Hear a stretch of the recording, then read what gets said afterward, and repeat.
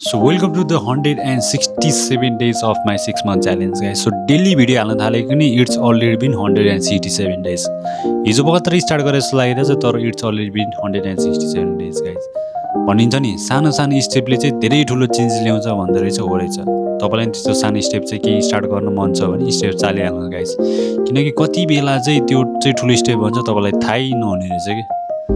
So आजको day त एकदम नर्मलै थियो तर नयाँ कुरा चाहिँ के सिक्यो भने आज एउटा मैले पोडकास्ट सुनेको थिएँ. त्यसमा चाहिँ के भन्छ भने यदि केही कुरा गर्दाखेरि चाहिँ तपाईँलाई अल्छी लागिरहेछ तर पनि तपाईँले चाहिँ कन्टिन्यू गरिरहनु भएको छ भने चाहिँ तपाईँलाई चाहिँ त्यो कुराले चाहिँ तपाईँलाई सक्सेसफुल पर्सन बनाउँछ रे गाइज.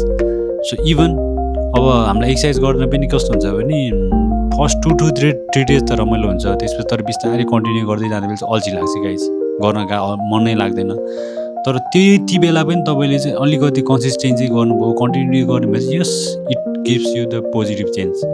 सो त्यस्तै हो गाइज, तपाईँले चाहिँ केही कुरा स्टार्ट गरिरहनु भएको छ तर त्यो कुराले चाहिँ तपाईँलाई पोजिटिभ चेन्ज ल्याउँछ भनेर तपाईँलाई थाहा छ भने त्यो कुरालाई कन्टिन्यू गर्नु होला गाइज, किनकि त्यो कुराले नै तपाईँलाई चाहिँ एउटा सक्सेसफुल पर्सन बनाउँछ.